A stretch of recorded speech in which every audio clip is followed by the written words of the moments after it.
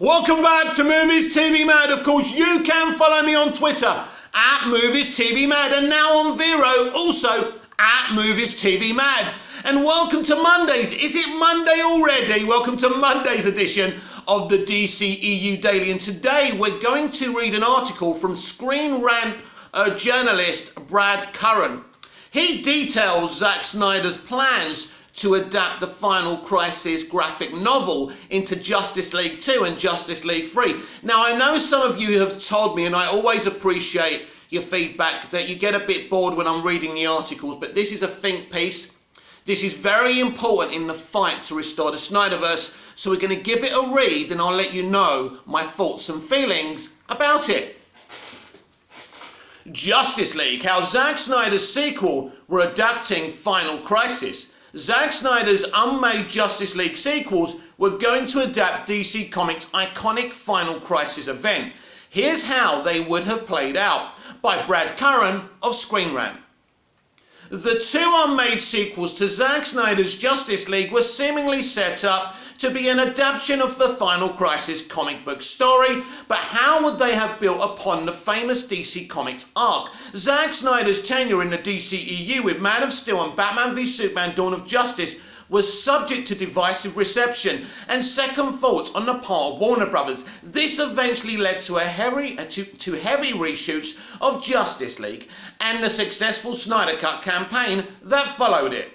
Snyder's plan for Justice League 2 and Justice League 3 have become equally legendary, having been presented publicly in a collection of whiteboards close to the Snyder Cut's release. Though the plan isn't fully current to how Snyder would make the films today, as the whiteboards don't show later behind the scenes changes, the push for Snyder's Justice League sequels to be revived remains strong. Meanwhile, the source material for the unmade sequels has been largely pinpointed to Final Crisis, including from strategic teasers made by Zack Snyder himself. Looking at Snyder's outline for the Justice League sequels, elements and the general tone of Final Crisis can be very clearly seen. While Justice League 2 and Justice League 3 wouldn't have been literal Final Crisis adaptations, and we discussed that the other day, didn't we? It is evident that they would have used it as their foundation to tell their own story, with some significant inspiration from the Injustice Gods Among Us video games and comic books also added in. Here's how Zack Snyder Here's how Zack Snyder's planned sequels to Justice League would have adapted the Final Crisis story. Yeah, I think it's very, very similar to BVS having some elements and touches to The Dark Knight Returns, not being a direct adaptation, but it is kind of taken from that graphic novel. Final Crisis is a dense and very expansive comic book story, but the gist of the arc is Darkseid's attempt to enslave the world using the anti-life equation, with reality also being drawn into a singularity. Darkseid, disguised in a human form, eventually succeeds in placing almost all of Earth's population under his control with his use of the anti-life equation. In the ensuing battle, Batman employs a radium bullet against Darkseid, but dies after being hit by one of his Omega beams. So, I'm assuming this is in the comic. So, is this how Batman would have died in Justice League 2 or Justice League 3? As reality begins to collapse, Superman manages to undo the damage with a device known as the Miracle Machine, and with the help of some other heroes, including other Supermen from throughout the multiverse. Now, I was talking about this the other day, and I don't know if Zack would have implemented this himself. I think if he does it, if we do restore the Snyderverse, he should. I said this the other day. I would love to see a film with Cavill, Tyler Hoechlin, Brandon Routh, the Superman of colour that Ta-Nehisi Coates and J.J. Abrams are dealing with, Val Zod, all together. This would be great. Restores reality and Earth back to normal. Meanwhile, Batman's unstoppable death is revealed to have simply sent Bruce Wayne into the distant past. Interesting. Setting the stage for Batman: The Return of Bruce Wayne. Snyder's plans for the Justice League sequels display numerous elements drawn from Final Crisis. Final Crisis elements seen in the outline for Snyder's Justice League sequels. The first Final Crisis element seen in Snyder's Justice League sequel plans lies in Darkseid's conquest of Earth and use of the anti-life equation. His apparent target for this was Superman, who was to fall under Darkseid's control through the anti-life equation after the villain's killing of Lois Lane. The concept of Superman becoming an antagonist, albeit involuntarily in this case, and Batman leading a resistance against him, also adapts the basic template of the Injustice story.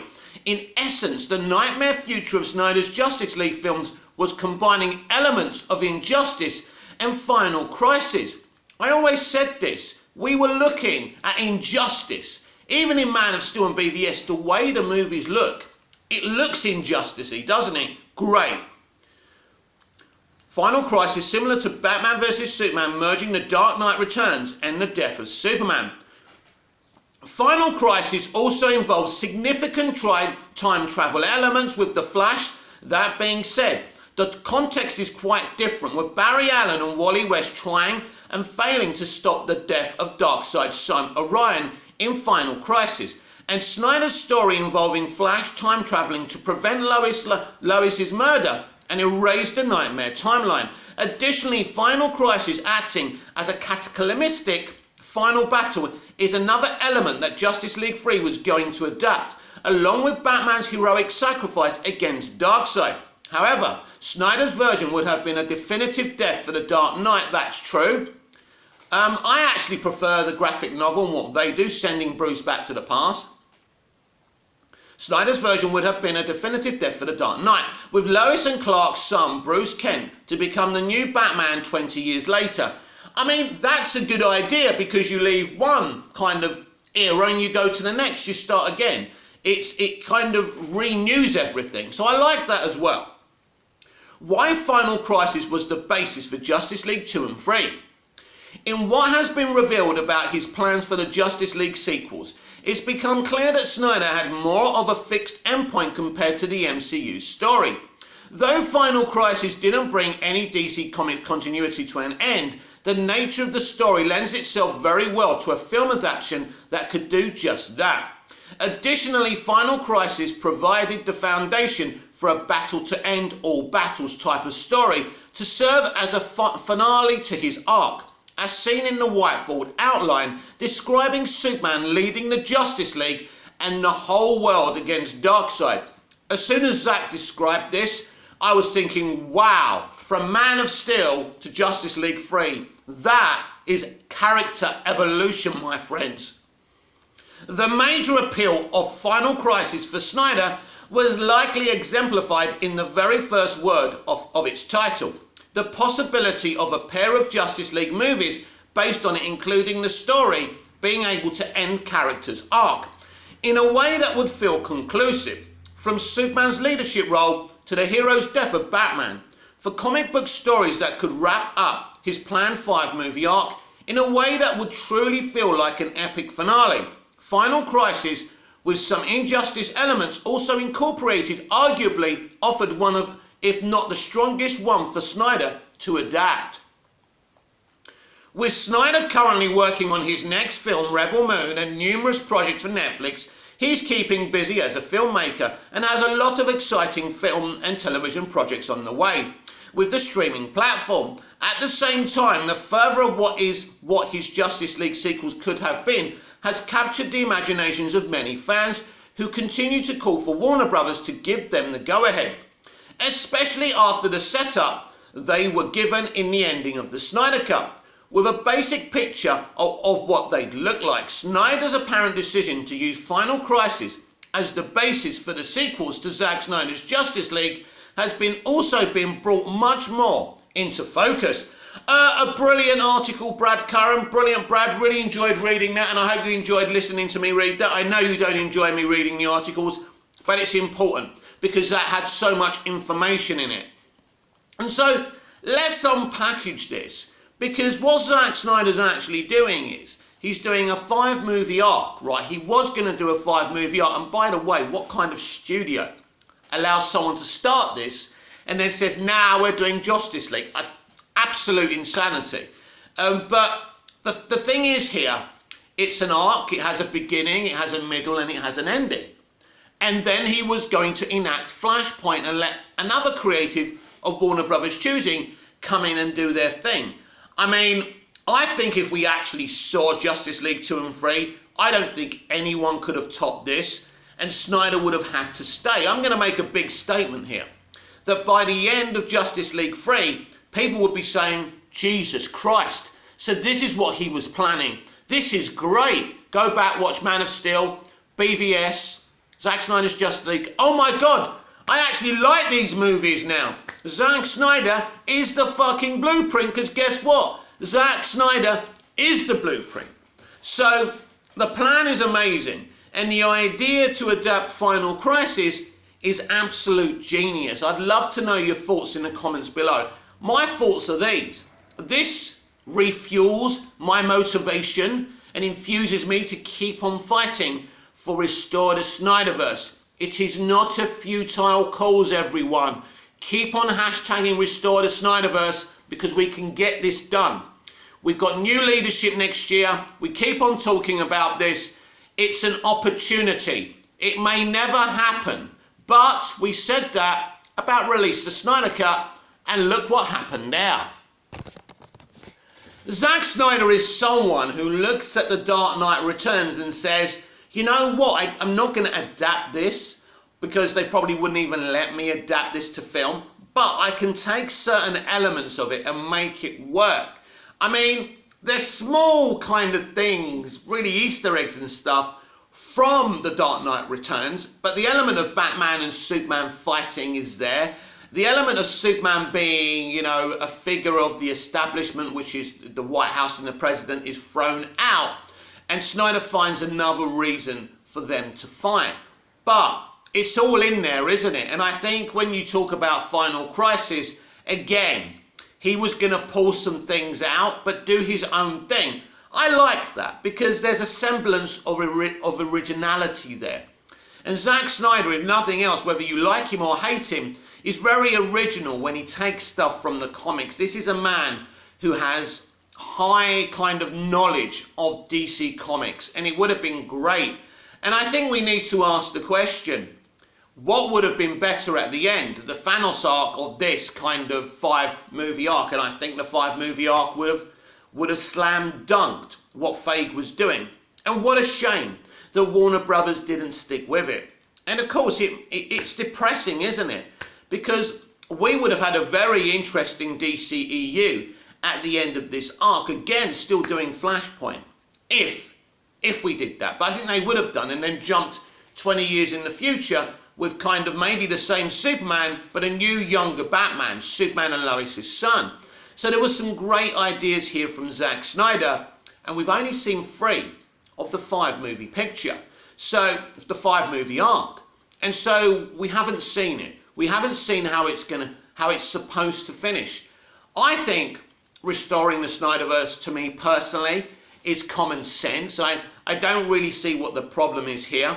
As I've said before, we can just say this is parallel universe, and then you've got the main universe there. You can do whatever you want with it, as they're doing right now. So right now the plan is not to continue with Snyder's vision. And I think when you look at the money they've made and the viewers they had for Zack Snyder's Justice League Snyder Cut on HBO Max and the money they made on hard copy and digital copies, this is, you know, restoring the Snyderverse is something that can't be ignored any longer. And it's not just a few fans, it's not a minority, it's a majority. Zack Snyder's Justice League Snyder Cut brought in a lot of mainstreamers and starting to support this. The amount of famous people who are saying, you know, Warner Brothers, call Zack Snyder up. And we've got ourselves here in a bit of a mess. We're not us, but Warner Brothers, because now you've driven the guy out. He's busy on Netflix. When does he do this? Well, he can still find time to do it. He's got all the time in the fucking world, right? Let him do Rebel Moon and say, right, let's do this. If he wants to do it. Of course he wants to do it. Of course he wants to do it. And we want him to do it. Final Crisis is a very interesting, as Brad said, a very broad, thick, you know, it's got a lot to it. But Snyder really, what he was going to do is thin it down a bit, but make it interesting. So, you know, Brad talks about this final all-out battle with Superman's metahuman army, the Justice League, ultimately, against, you know, against Darkseid. It would have been bigger than anything you've ever seen on screen. It would have been huge. And I don't know about you, but I have an imagination. Let's close our eyes for a minute and imagine this. Close your eyes. I know this is a bit stupid, but close your eyes. Imagine the final battle in Justice League 2 and 3. I hope you're doing this. Do it. Close your eyes and imagine it. Fucking hell. Fuck me. Inject it in my fucking veins. Take my Wonga now. It would have been sensational. And Warner Brothers didn't have the guts and the determination to do it. And now we're going down a different road at this moment in time. I've said it about Spider-Man No Way Home so many times. You know, Feige earned the right to do that. This guy had certain characters. He had Spider-Man, the biggest Marvel character, out of his reach at the beginning of the Marvel Cinematic Universe. He's done a fucking golden handshake with Sony, one of the hardest companies. Amy Pascal is one of the hardest people to do a deal with, and they did the deal. And now you're going to get Spider-Man No Way Home. You're probably going to see Morbius. I mean, I rewatched Venom, Let There Be Carnage. I actually enjoyed the movie, by the way. I thought it was a fun movie. It was never meant to be deep. And at the end of that movie, in the post-credits scene, Venom takes them to the MCU. I'm telling you, they're going to be in Spider-Man No Way Home. So what Feige has done is miraculous, and Snyder was going to do something miraculous on a different context. He was our Kevin Feige. People just didn't realise it or give him a chance to do what he wanted to do. And now we're in this really weird situation where, do we trust the process? That's the thing, isn't it? I discussed this yesterday. Do we trust the process? 6 movies next year. Where are we going with them? Well, let's discuss it. If the DC Extended Universe movie franchise wasn't broken, there'd be no need to reboot it, would it? Well, that's the message you're sending out. You're rebooting it. You're expanding the universe into the multiverse to make it canon with the rest of the DC Extended Universe. That's exciting, right? Any geek or nerd would be excited about that and the potential to see these, you know, previously coexisting characters within the DC live action multiverse. I get it. It's interesting. It's exciting. But you wouldn't be rebooting the DC Extended Universe if you weren't trying to escape something. These people are trying to escape the Snyderverse. Zack was going to escape his own universe in the end anyway. Do you understand? There was no need for them to do this. They've dug themselves such a deep hole. And I tell you what, by the end of 2022, if they've gotten away with it, I'm going to take my hat off to Ann Sarnoff and Walter Hamada and Jim Lee and everybody else, because they would have done something miraculous. I've never seen this done before. Have you? Tell me where something's been rebooted and it's worked. I mean, later on I'm going to do a Doctor Who Daily video where we talk about the same thing, because I think that's what Chibnall's attempting to do over there. Well, that's what Russell T Davies is attempted to do from 2023 over there, but we'll talk about that on that video. Let's stick with the DC Extended Universe. So have you seen this done before? Have you seen this done and succeed before? It's a big ask, because the DC live action fan community is divided, my friends. That's the problem. So no matter what you do, if you depart from the Snyderverse, all the Snyderverse fans are not going to consume the product. Don't forget, whatever people say, they are DC fans, but they're fighting for Zack's side of it. Right? They want Snyder to do DC movies. And when they see other DC movies, they just look bland, ordinary and mediocre to them. I can see where they're coming from, by the way, because we have had a lot of bland and mediocre since Zack Snyder's left the DC Extended Universe. I don't think anyone can argue with that. And so you split the fandom. Then you've got the other fans who will just accept anything, right? And that's fine. They, you know, it's a bit like Blu-ray Angel. He just likes everything, right?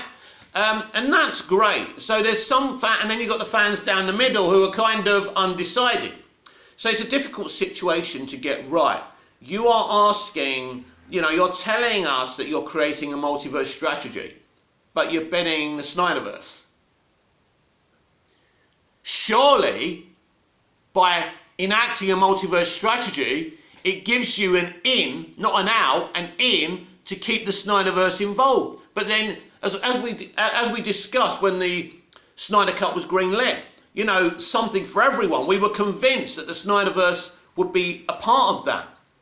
Of course, we weren't to know the civil war that was going to happen during the build-up of the Snyder Cut between Zack Snyder and the company and Ray Fisher. We didn't see that happening, but it did happen, and it ruined everything. Discussed that so many times. That's not my imagination, that's fact, my friends. So it's a very difficult situation. However exciting the multiverse strategy is, by saying you're moving away from something, it's uncomfortable for the fans. Even if you don't support Snyder, it kind of, well, how can you do this?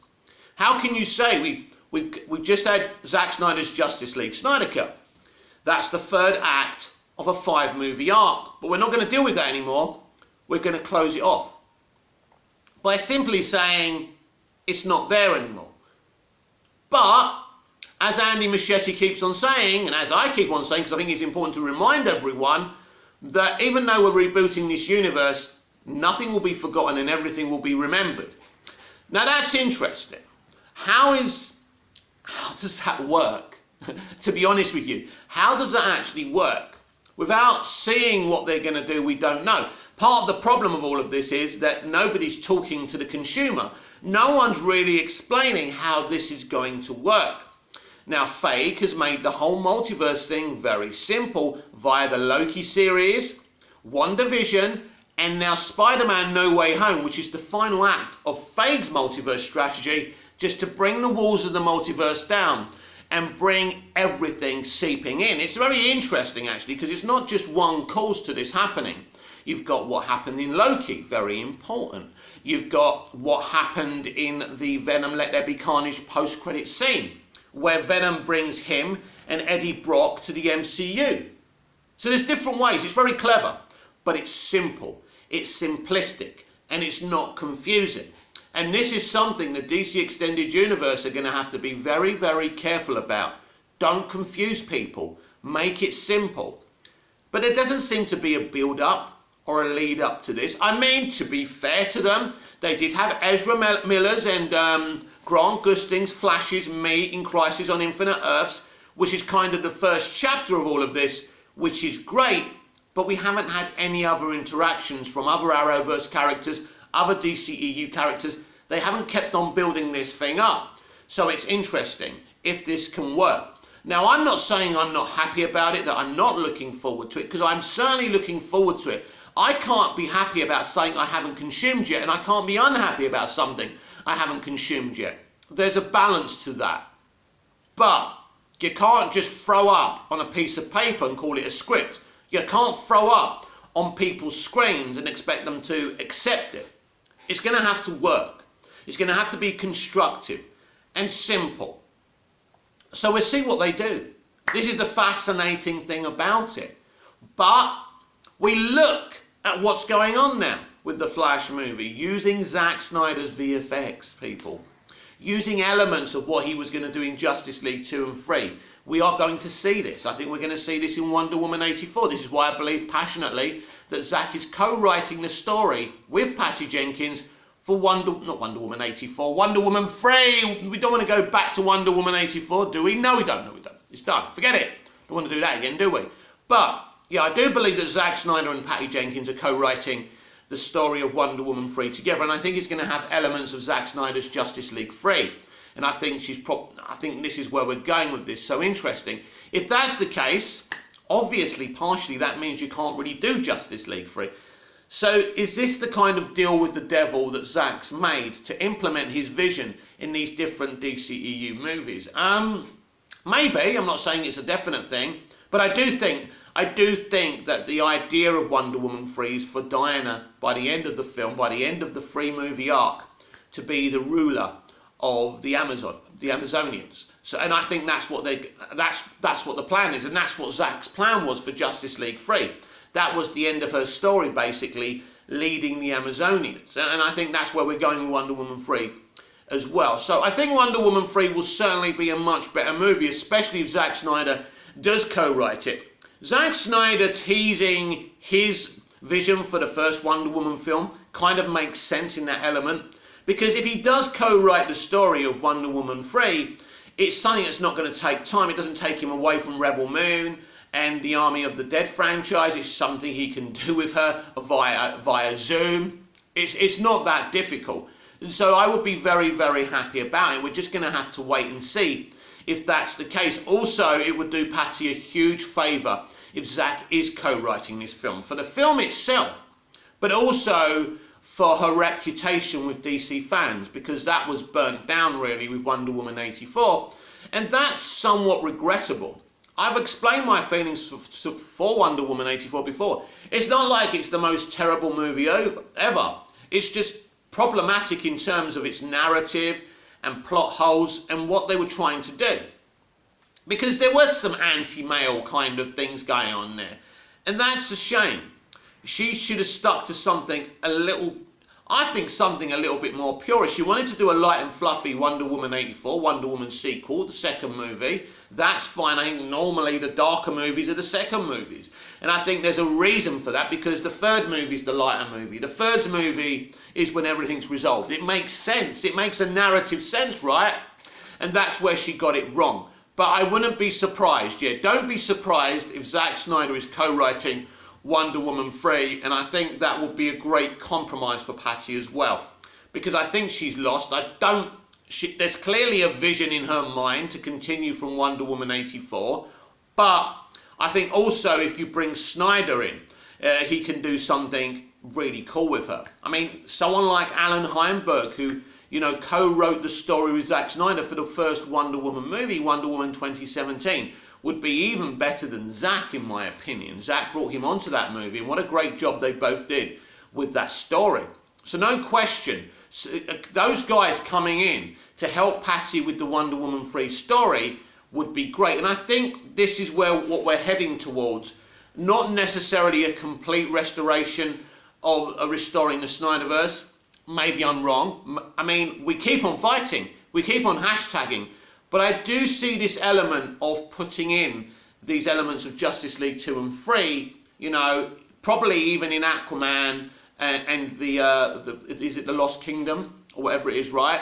And other films. I just think this is where we're going with this. It's quite interesting, and the question still has to be asked. Why was Ava DuVernay's New Gods benched? Although I believe it was never greenlit in the first place. She was just pitching it. But if Zack Snyder is going to be, you know, if Zack Snyder's Darkseid is involved, maybe in Wonder Woman 3, maybe in Aquaman, the Aquaman sequel, you just don't know. So that will be interesting. And as I say, this will be a compromise to restoring the Snyderverse. It's a bit like comic book Restore the Snyderverse. It's a compromise. It's really a compromise that die-hard fans don't really want to make. And I understand that, but I'm just saying that maybe there could have been a compromise here. We're going to have to wait and see how this goes, where we're going. Because there's no question, we're nowhere near the MCU. If this is what the company wants, it's next year where we see how closer or further away from the MCU we are. Because no question about it. I think the MCU have got a pretty quiet year next year. That's my feeling. Although Doctor Strange and the Multiverse of Madness is probably their biggest movie. Not Thor Love and Thunder. I think that's a film many people worried about, and that could be a big dud from Taika Waititi. So I think we have an opportunity within the DCE Extended Universe next year to really catch up with the MCU in our own way. But if it doesn't work out, we could go further behind them, which nobody wants. So absolutely a huge year, and it has gone quite right now on the future DC movie front. There's not much talk after DC Fandom. It's gone quiet out there. I do expect some big things to be released for the remainder of 2021, so keep a lookout for that, because things are about to pop. This has been the DCEU Daily. I'm Mick, your host with the most. Just ask your girlfriends and your wives. Like, comment, share, subscribe, hit the notification bell so you never miss this perfection, and I'll see you again tomorrow with even more DCEU Daily. Until then, goodbye.